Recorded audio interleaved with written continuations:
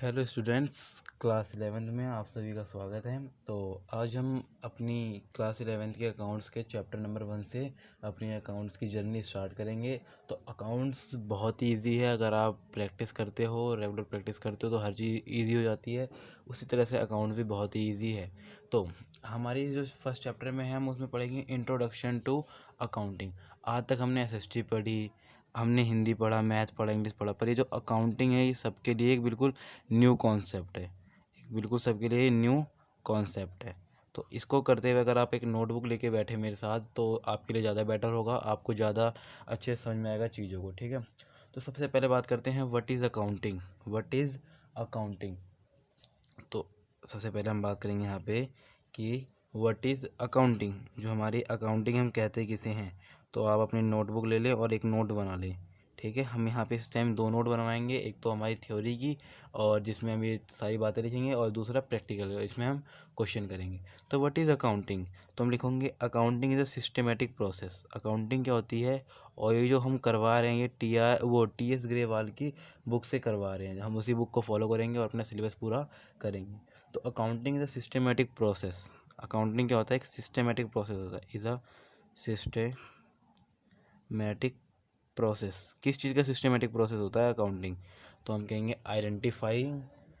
अब ये कुछ वर्ड्स हैं, अभी मैं इसको बिल्कुल शॉर्टली बताऊंगा जिससे आप याद कर लोगे। पहला होता है हमारा आइडेंटिफाइंग, मेजरिंग, आप साथ साथ लिखते रहिए, रिकॉर्डिंग। मेजरिंग हो गया हमारा, रिकॉर्डिंग हो गया। रिकॉर्डिंग के बाद होगा हमारा क्लासीफाइंग। क्लासीफाइंग के बाद हो गया हमारा समराइजिंग। समराइजिंग के बाद हो गया हमारा लिखो यहाँ पे आप इंटरप्रेटिंग। और उसके बाद लिख लो सबसे लास्ट हमारा जो अकाउंट का प्रोसेस होता है वो चीज़ हम लिखेंगे यहाँ पे। तो वो हो जाएगा हमारा कुछ, 1 मिनट आप फुली देखिए इसको। तो हो जाएगा एंड। हाँ, अब हम इसे कम्युनिकेट करते हैं। And communicating financial information to the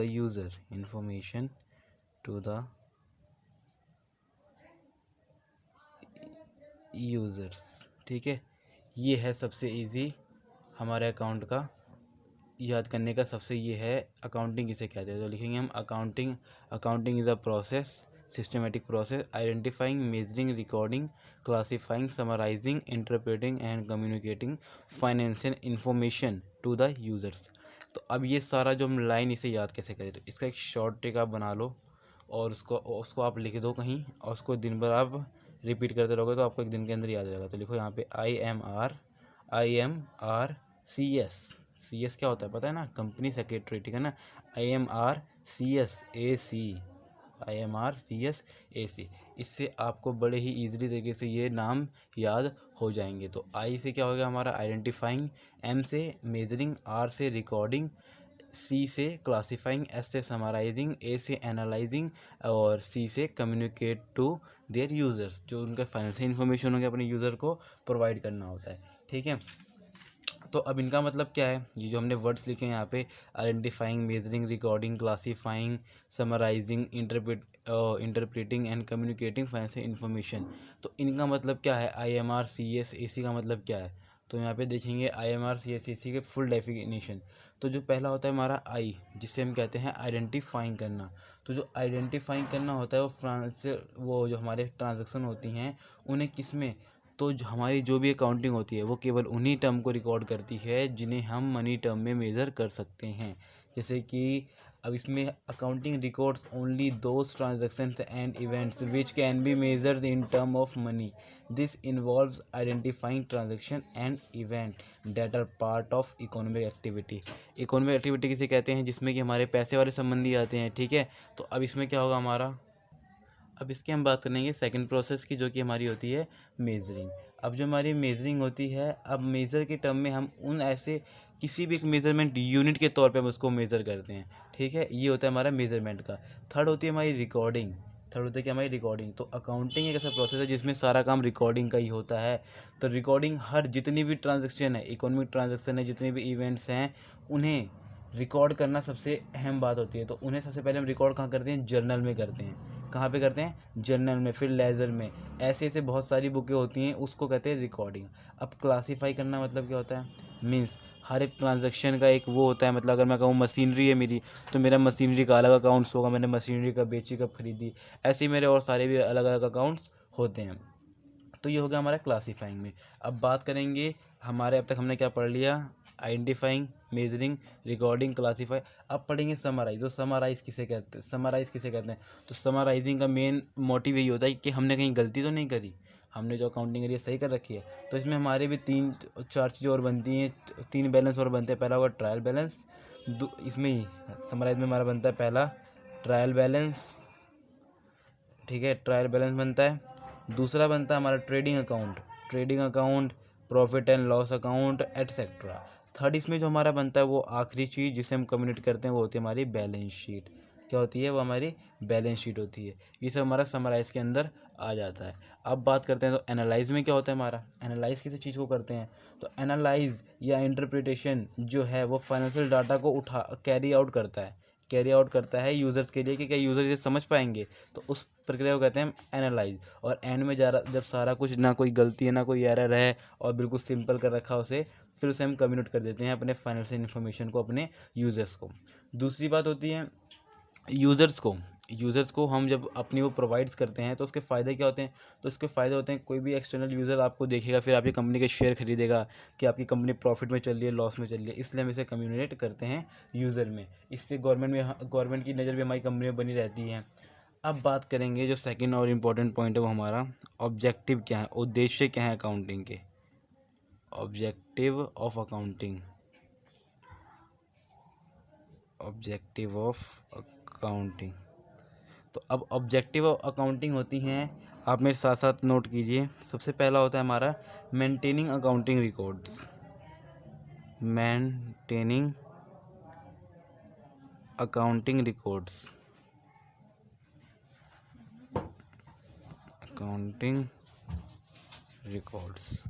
second जो हमारा होता है वो होता है हमारा डिटरमाइन प्रॉफिट एंड लॉस। दूसरे पे हम लिखेंगे यहाँ पे हमारे, सबसे पहले हमने मेंटेनिंग अकाउंटिंग रिकॉर्ड्स होता है, मीन्स जितने भी हमारे अकाउंटिंग में जितने भी वो हमारे ट्रांजेक्शन हुए हैं उसको रिकॉर्ड करता है कौन? अकाउंटिंग। सेकंड होता है इससे हम अपना प्रॉफिट एंड लॉस निकालते हैं, डिटरमाइन करते हैं हम प्रॉफिट और loss, profit and loss account बनाते हैं और अपना प्रॉफिट एंड लॉस फाइंड करते हैं। और एक पॉसिबल किससे होता है? अकाउंट से। तो इसका एक और उद्देश्य होता है कि हमें हेल्प करता है डिटरमाइन करने में प्रॉफिट एंड लॉस को। थर्ड जो हमारी हेल्प करता है बताता है हमारी फाइनेंशियल पोजीशन, कि हम क्या अपनी गुड, हमारी फाइनेंशियल पोजीशन कैसी है। मीन्स से कंपेरेबल बनाता है और कंपनियों को, कि हम अपनी उसकी फाइनेंशियल पोजीशन को वैल्यू कर सके कि हमारी पोजीशन क्या है और उस दूसरी कंपनी की पोजीशन क्या है। फोर्थ होता है हमारा फैसिलिटी मैनेजमेंट देता है ये हमें, फैसिलिटी मैनेजमेंट करता है ये, कि मीन्स जितनी भी हमारी फर्म जितने भी काम कर रहे हैं उनके मैनेजमेंट की रिपोर्ट भी यही तैयार करता है कि हमने कितना बेटर वर्क किया है, कि इस साल हमारी ग्रोथ कितनी हुई अकाउंटिंग की, ठीक है, ये चीज़ ये करता है। उसके बाद करता है अब providing accounting information to user, जो हमने अभी पढ़ा था कम्युनिकेट करने वाली बात, उसको भी लिखते हैं यहाँ पे हम, कि ये क्या करता है? प्रोवाइडिंग करता है। क्या प्रोवाइड करता है? अकाउंटिंग इन्फॉर्मेशन, जो भी हमारी अकाउंटिंग इन्फॉर्मेशन हो, अकाउंटिंग इन्फॉर्मेशन किसे प्रोवाइड करता है? ये हमारे यूज़र्स को। तो लिखेंगे इन्फॉर्मेशन टू यूज़र्स, जो भी यूज़र्स होते हैं उन्हें एक अकाउंटिंग इन्फॉर्मेशन भी प्रोवाइड करता है हमारी कंपनी ने इस साल क्या क्या किया। दूसरा, प्रोटेक्टिंग करता है बिजनेस असेट को, प्रोटेक्ट करता है बिजनेस असेट को। इसका मतलब क्या? मान लो अगर हमारी कंपनी ने कोई भी असेट खरीदा, अभी हम असेट के बारे में डिस्कस करेंगे डीपली, इन सब चीज़ों के बारे में। तो अगर हमारी जो असेट होती है कंपनी की असेट, जैसे कि अगर कंपनी है मेरी कंप्यूटर की, ठीक है, मान लो मैं कंप्यूटर सिखाता हूँ, बनाता हूँ, तो मेरे जो असेट्स होंगे क्या होंगे? मेरे कंप्यूटर्स मेरे असेट्स होंगे, ठीक है ना।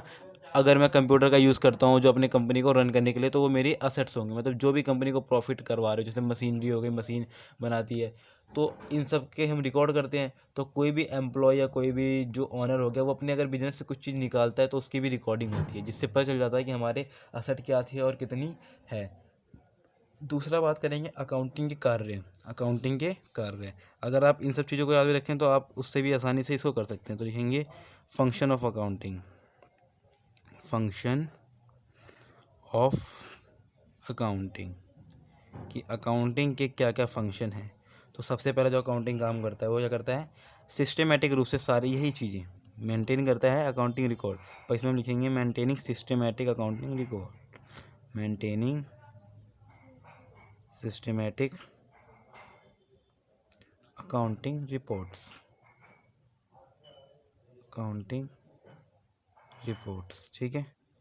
जो दूसरा होता है इसमें और क्या करता है हमारा अकाउंटिंग के फंक्शन क्या होते हैं, दूसरा होता है फाइनेंशियल स्टेटमेंट बनाता है वो। फाइनेंशियल स्टेटमेंट मीन्स क्या क्या चीज़ें हमारी कंपनी के साथ हुई हैं, फाइनेंस वाली चीज़ें, उन सब की स्टेटमेंट तैयार रखता है अपने पास हमेशा एक एविडेंस के रूप में, ठीक है। अब जो हमारी थर्ड पॉइंट होता है वो होता है हमारा कि मीटिंग करता है लीगल रिक्वायरमेंट से, जितने भी लीगल रिक्वायरमेंट कानूनी कार्य होते हैं, ठीक है ना।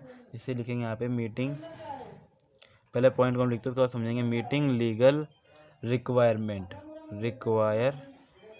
ठीक है। तो इसका मतलब क्या होता है, अगर मान लो कभी हमारी कंपनी में कोई केस करता है कि मतलब इनका ये है वो है, तो ये हमारे पास एक प्रूफ भी रहता है, हमारे पास एक प्रूफ की तरह भी काम करता है। और 4 इसमें बस आप इतने रहने दो, कोई दिक्कत नहीं, 3-4 पॉइंट ही बहुत हैं, ठीक है। उसके बाद हम बात करेंगे लिमिटेशंस क्या है अकाउंटिंग की। अकाउंटिंग की लिमिटेशन क्या है, तो सबसे पहले हमने पढ़ा था कि अकाउंटिंग जो होता है वो खाली उन्हीं ट्रांजेक्शन को रिकॉर्ड करता है जिन्हें हम मॉनेटरी टर्म में काउंट कर सकते हैं या हम मॉनेटरी टर्म में उसे मेज़र कर सकते हैं।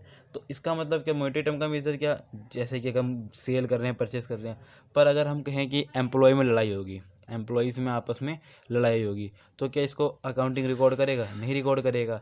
पर देखो इससे घाटा कितना होगा, कंपनी बंद हो सकती है, वो वर्कर्स अच्छे से काम नहीं करेंगे, मैनेजर वगैरह वर्कर्स की लड़ाई हो गई।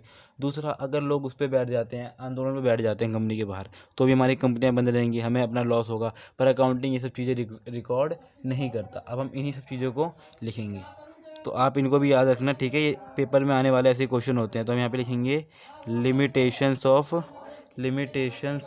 Accounting, limitations of accounting.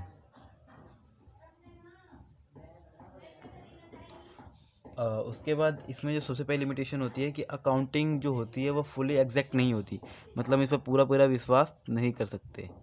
क्यों नहीं कर सकते, जब ये मैंने रीज़न बताया था कि मान लो अकाउंटिंग खाली उन्हीं रिकॉर्ड ही नहीं करती, वो जो ऐसे मॉनेटरी टर्म खाली रिकॉर्ड किसको करती है, जिसे हम मॉनेटरी टर्म में मेजर कर सकते हैं, और बाकी ट्रांसफर को छोड़ देती है। हमें से कल लड़ाई झगड़े हो रहे हैं, आंदोलन में बैठ रहे हैं, या कुछ टूट गया हमारे उसका, तो वो सब वो रिकॉर्ड ही नहीं करते। और सेकंड जो होगा हमारा, हम लिखेंगे अनरियलिस्टिक इन्फॉर्मेशन,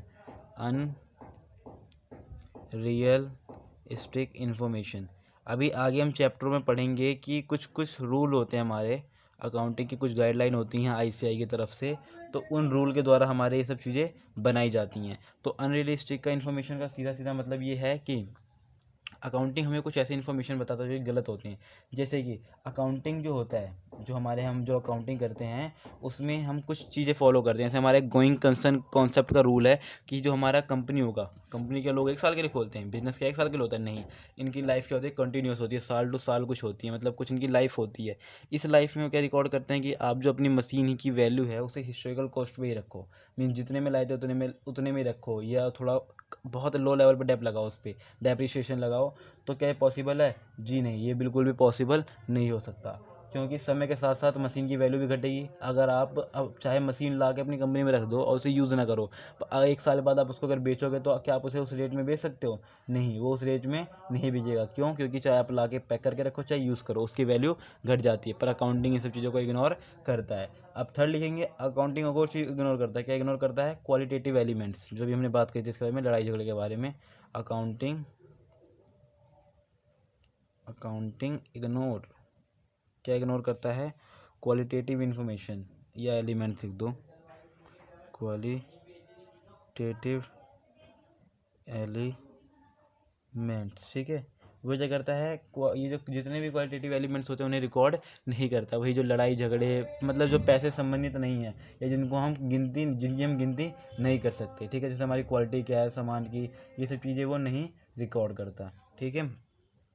अब जो हम इसमें 4th पॉइंट की बात करेंगे वो हमारा 4th पॉइंट होगा सिंपल रूप से कि अकाउंटिंग का जो प्रोसेस था, याद रखना अकाउंटिंग का प्रोसेस क्या होता है। सबसे पहले हम सारी फाइनेंशियल ट्रांजेक्शन एलिमेंट को लिखते हैं, उसकी फिर रिकॉर्डिंग करते हैं, फिर उसको क्लासीफाई करते हैं, वही हमारा IMRCSAC वाला कॉन्सेप्ट है, ठीक है। ये सब होते हैं हमारे अकाउंटिंग के प्रोसेस होते हैं, ठीक है। उसके बाद हम आएंगे कितनी ब्रांचेस होती हैं अकाउंटिंग की कितनी ब्रांचेस होती हैं, ब्रांचेस ऑफ अकाउंटिंग, ठीक है। कितनी ब्रांचेस होती हैं अकाउंटिंग की, तो अकाउंटिंग की 3 ब्रांचेस होती हैं। सबसे पहले अकाउंट होती है फाइनेंशियल अकाउंटिंग,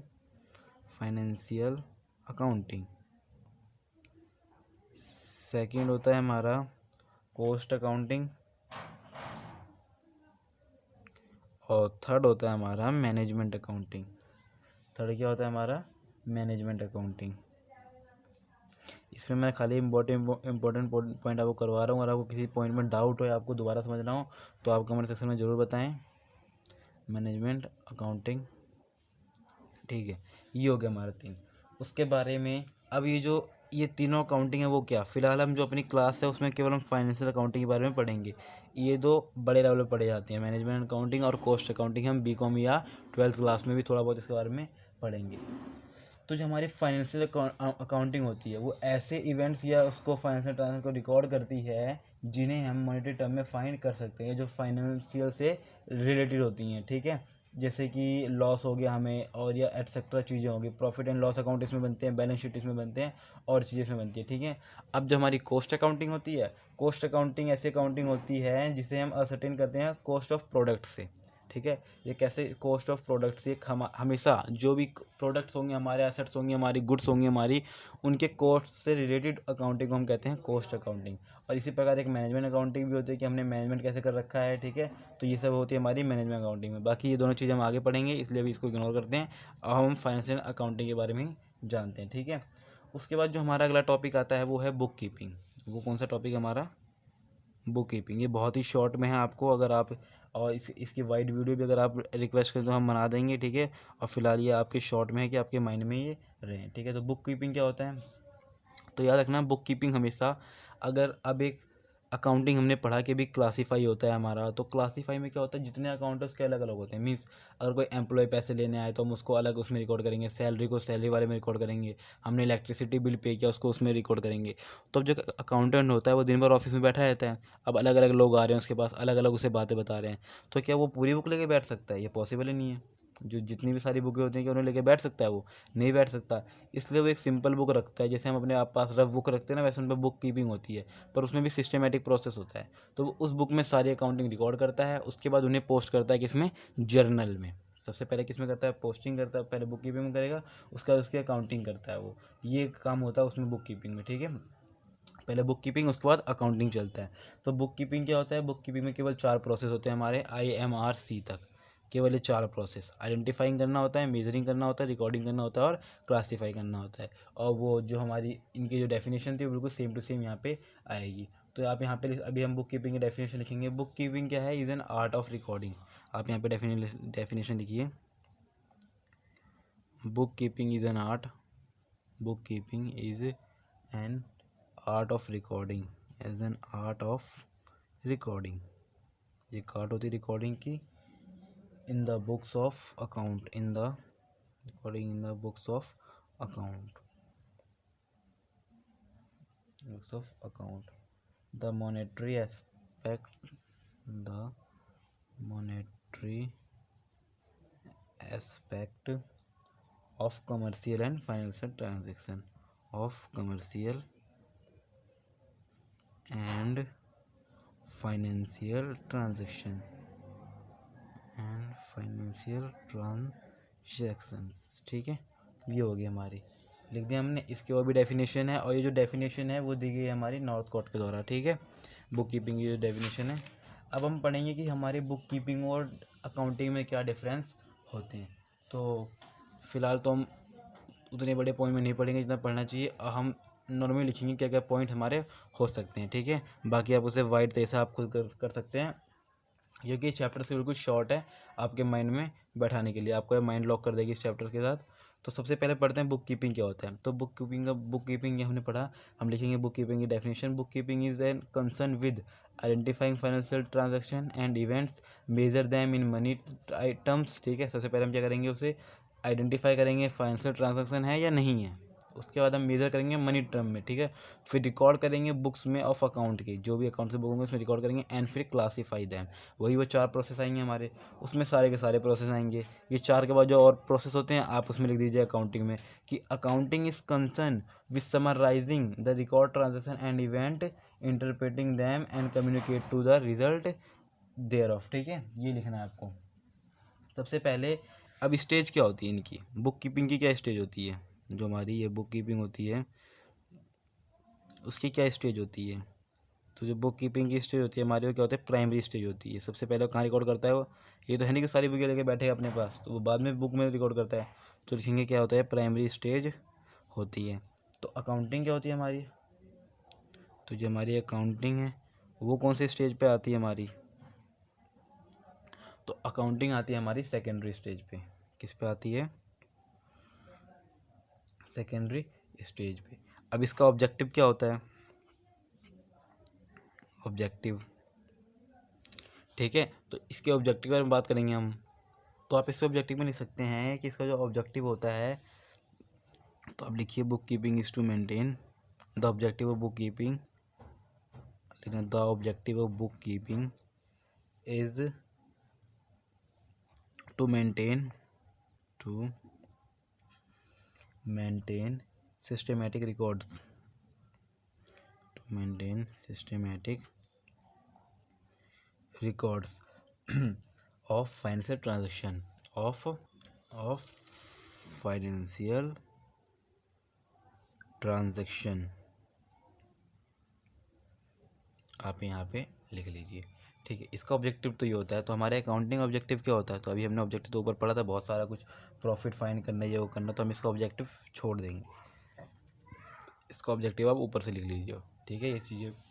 उसके बाद हम बात करेंगे नेचर क्या होता है। तो इसका क्या होता है, ये रूटीन में होता है, अभी हमने पढ़ा ना इसका नेचर क्या होता है। इस नेचर का होता है नेचर ऑफ जॉब का, इसका नेचर ऑफ जॉब होता है job is routine, this job is routine in nature. क्या होता है, ये रूटीन होता है इन नेचर में, रूटीन इन नेचर।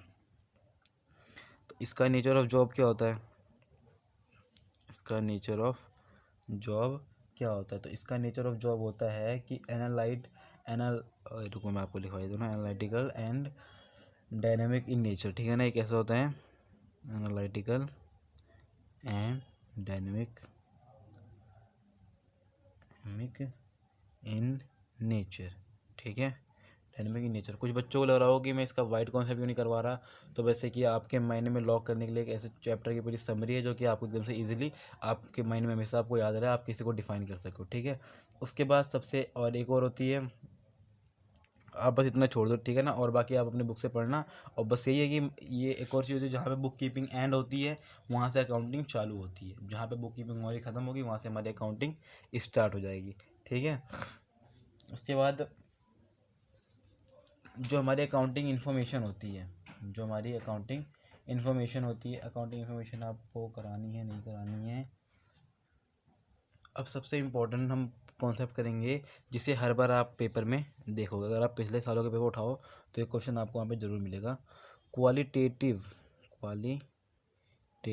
कैरेक्टर बताओ उसके, जिसे हम मेजर तो नहीं कर सकते पर बहुत ही इंपॉर्टेंट रोल करता है। हाँ, तो क्वालिटेटिव कैरेक्टर बताओ किसके, ऑफ अकाउंटिंग इन्फॉर्मेशन के, ऑफ अकाउंटिंग इन्फॉर्मेशन के। तो सबसे पहले बात करते हैं अकाउंटिंग इन्फॉर्मेशन क्या है। इस सारे कॉन्सेप्ट को मैंने छोड़ा नहीं, अब आपको यहाँ पे करवा दे रहा हूँ, बच्चे सोचेंगे इसको छोड़ दिया हमने, तो इंपॉर्टेंट है अकाउंटिंग इन्फॉर्मेशन।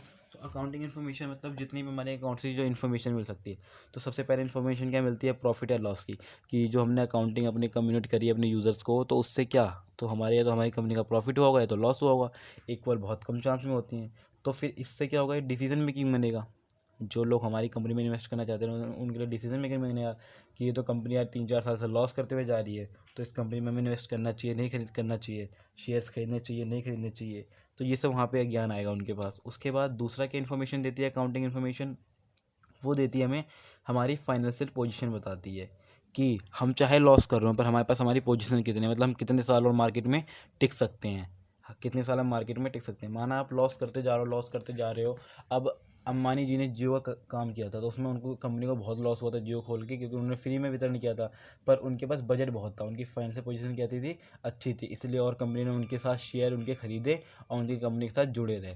तो ये हमारी फाइनेंशियल पोजीशन को भी बताती है। दूसरा, इन्फॉर्मेशन अबाउट कैश फ्लो, जो हमारी कैश फ्लो है, मतलब कि हमारे पास कितना कैश आता है, कितना कैश जाता है, आउटफ्लो कितना है, इनफ्लो कितना है, वो सब चीज़ें बताती है हमारी ये कैश फ्लो। तो ये सब इन्फॉर्मेशन होती है। तो इन्फॉर्मेशन से क्या रिजल्ट आते हैं हमारे, तो सबसे पहले रिजल्ट आती है हमारी रिलायबिलिटी। ठीक है, रिलायबिलिटी है। तो रिलायबिलिटी से मतलब क्या है, तो रिलायबिलिटी का मतलब है कि जो भी हमारा, रिलायबिलिटी का मतलब होता है कि विश्वसनीय है, कि जो भी हमारा अकाउंटिंग इन्फॉर्मेशन हो, एक तो वो फ्री फ्रॉम एरर हो, ठीक है ना, उसमें कोई भी एरर ना हो।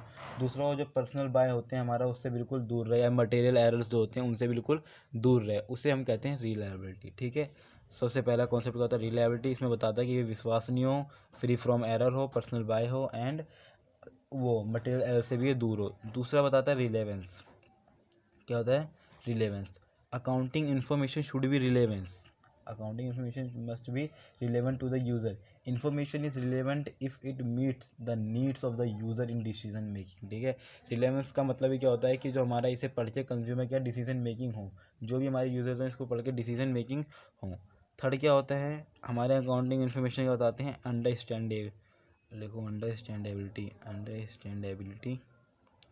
अंडरस्टैंडेबिलिटी का मतलब क्या है, तो अंडरस्टैंडेबिलिटी का मतलब है कि जो हमारे अकाउंटिंग इन्फॉर्मेशन होंगे वो अंडरस्टैंडेबल होने चाहिए, हमारे इंटरनल यूज़र्स के भी और एक्सटर्नल यूज़र्स के भी। आपको बता दूं कि हमारे यूज़र दो प्रकार के होते हैं, एक तो इंटरनल होते हैं, एक एक्सटर्नल होते हैं।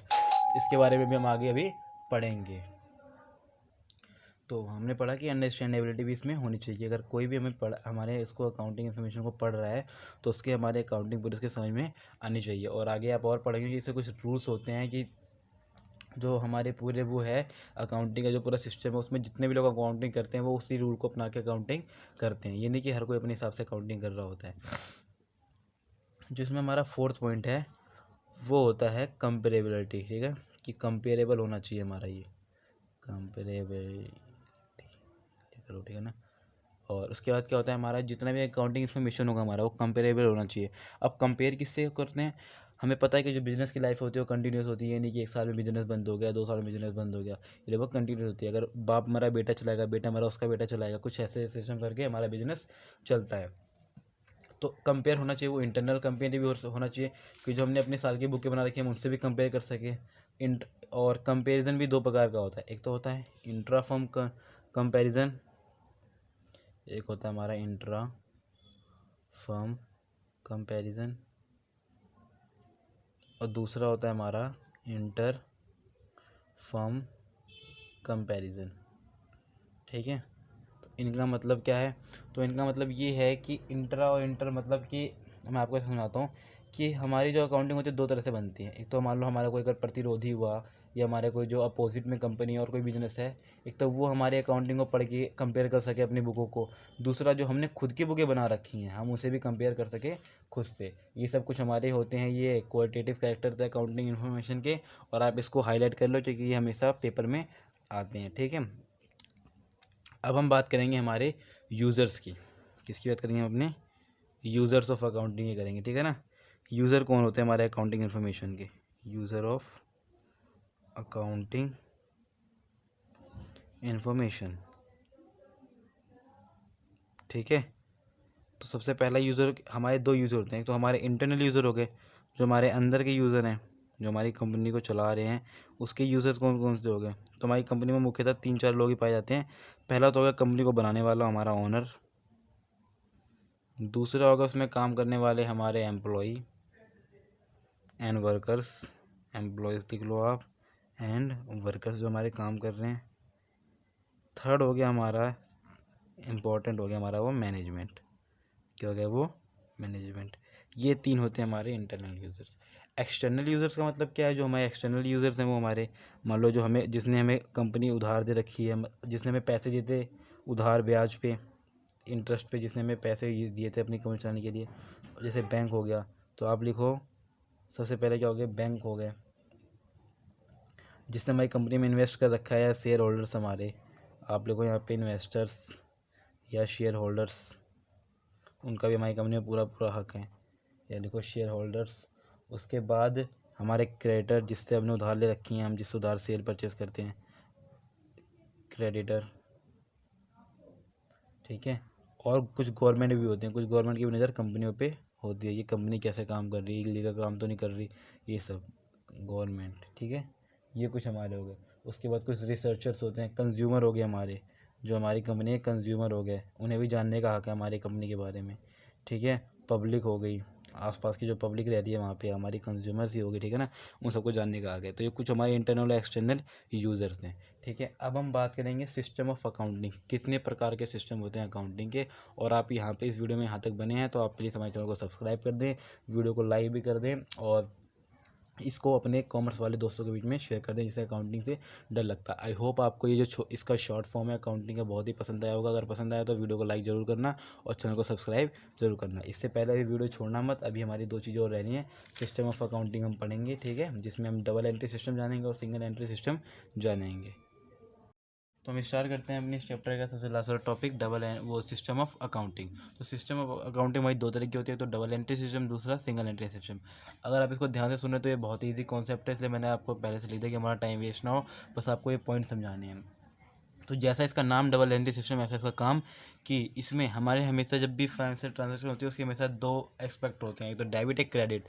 तो इसमें वो दोनों ही रिकॉर्ड होते हैं। फॉर एग्जांपल अगर आप कार सेल कर रहे हो तो आप वो दोनों एंट्री करोगे कि आपकी कार गई और आप पे पैसे आए, तो इसमें ही हम लिखते हैं डेबिट और क्रेडिट दोनों की हमारी एंट्री होनी चाहिए। और ये जो एंट्री है किस हिसाब से कौन सा ट्रांजेक्शन डेबिट होगा कौन सा ट्रांजेक्शन क्रेडिट होगा ये हम आगे के चैप्टर में समझेंगे। फिलहाल आप इतना समझो कि जो डबल एंट्री सिस्टम होता है दोनों एस्पेक्ट्स को रिकॉर्ड करता है। और इसका अगला पॉइंट है हमारा कि जो डबल एंट्री सिस्टम है has prove to be a scientific and complete system of accounting. ये एक साइंटिफिक रीज़न देता है, मतलब इसको आप रॉन्ग नहीं प्रूव कर सकते, ये होता है इसका मतलब, ठीक है। थर्ड है इसका it maintain a complete record of each transaction. ये बात सही है कि अगर कोई भी ट्रांजैक्शन हो रही है तो दोनों रिकॉर्ड, क्योंकि ये दोनों एस्पेक्ट रिकॉर्ड कर रहा है तो बिल्कुल एक कंप्लीट ट्रांजैक्शन की रिपोर्ट अपने पास रखता है। अगला है इसीलिए ये जो हम जो इसके रीजन पढ़ रहे हैं ना, कारण पढ़ रहे हैं, इसकी खूबियाँ पढ़ रहे हैं, इसी कारण जो कंपनियाँ होती हैं वो डबल एंट्री सिस्टम को ये बनाती हैं। और जो हम पढ़ रहे हैं वो बुक भी हमारी डबल एंट्री सिस्टम पे ही बेस्ड है। जो हमारा सिंगल एंट्री सिस्टम है उसका एक चैप्टर आएगा, पूरा बकायदा चैप्टर आएगा, उसके बारे में पढ़ेंगे, उसकी कमियां पढ़ेंगे, उसके डिफरेंस पढ़ेंगे, ठीक है। तो इसमें आगे बढ़ते हैं। तो लिख रखा है इट में the total of all debit is always equal to all credit. ये बात तो सही है, जैसे हमने लिख रखा है यहाँ पे कि जो डबल एंट्री सिस्टम होता है दोनों एस्पेक्ट्स को रिकॉर्ड करता है। और फिर ये पॉइंट कह रहा है कि डेबिट इक्वल होगा क्रेडिट की, तो बात सही है। अगर मैंने 50,000 की कार बेची तो मैंने एंट्री क्या मारी होगी, मेरी कार गई 50,000 की और 50,000 रुपये मेरे पास आ गए, तो इससे क्या होगा, मेरा जो डेबिट साइड और क्रेडिट साइड हमेशा क्या होगा, इक्वल होगा, ठीक है। अगला है stages of double entry system. क्या क्या स्टेजेस होती हैं डबल एंट्री सिस्टम की। तो सबसे पहला स्टेज होता है कि रिकॉर्ड करना होता है ट्रांजेक्शन किसमें, जर्नल में। याद रखना बुक कीपिंग के बाद क्या आता है, हमेशा जर्नल ही आता है। नॉर्मली लोग जर्नल को ही प्राइमरी स्टेज मानते हैं, ठीक है ना। तो जर्नल क्या है हमारा प्राइमरी स्टेज है उसमें, इसलिए हमने उसमें रिकॉर्ड किया सारे ट्रांजेक्शन को। सेकंड है हमारा क्लासीफाई करते हैं हम ट्रांजेक्शन को इनटू द लेजर, क्योंकि जो जर्नल होता है वो सब पूरे उसका वो रखता है अपने पास, ब्यौरा रखता है, सारा मिक्सचर, मशीन भी, वेजेस भी, सैलरी भी, पोस्टेज भी, स्टेशनरी भी, जितने भी तुम लाए हो, जितने भी तुमने इस तुम्हारे फाइनेंशियल इवेंट है या ट्रांजेक्शन है वो सब की रिकॉर्ड जर्नल में होती है। फिर दूसरा होता है वही क्लासीफाई, मतलब उसको अलग अलग उनके जर्नल उनके अलग अलग अकाउंट में उनको पोस्ट करना कहलाता है क्लासीफाई। अगला है closing the book and prepare the final account. फिर इन्हीं के बेस पे फाइनल अकाउंट्स की तैयारी की जाती है और उसको फिर बनाया जाता है। अब हम पढ़ेंगे क्या क्या फ़ायदे हैं हमारे, एडवांटेजेस क्या हैं डबल एंट्री सिस्टम के। तो सबसे पहला है साइंटिफिक सिस्टम है, जो डबल एंट्री सिस्टम हो गया हमारा साइंटिफिक सिस्टम है, इसे हम प्रूफ कर सकते हैं कुछ मेथड्स के द्वारा, इसलिए हम इसे साइंटिफिक सिस्टम भी कहते हैं। अगला पॉइंट है हमारा कंप्लीट रिकॉर्ड ऑफ ट्रांजैक्शन। ये सारी ट्रांजैक्शन की बिल्कुल कंप्लीट रिकॉर्ड रखता है, कौन, डबल एंट्री सिस्टम। थर्ड है हमारा अर्थमेटिकल एक्यूरेसी ऑफ अकाउंट्स, बिल्कुल ये एक एक्यूरेसी पे बिल्कुल सही रिजल्ट बताता है ये अकाउंट्स की, ठीक है। अगला फोर्थ है हमारा डिटरमाइनिंग प्रॉफिट और लॉस, ये हमारी हेल्प करता है प्रॉफिट और लॉस फाइंड करने में हमारे पूरे एक ईयर का। अगला है fifth point knowledge of financial position, जैसा कि हम पिछले भी पढ़ चुके हैं कि हमें फाइनेंशियल पोजीशन भी बताता है कौन, डबल एंट्री सिस्टम, ठीक है।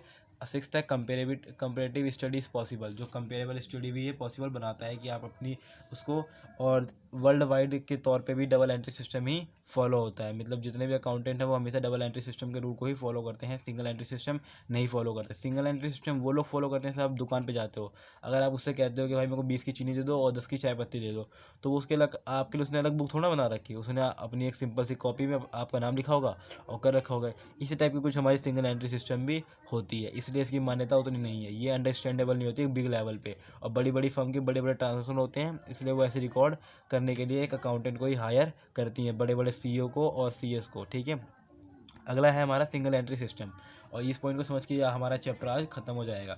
तो सिंगल एंट्री सिस्टम में ये है कि सबसे पहले may be define as an incomplete double entry system.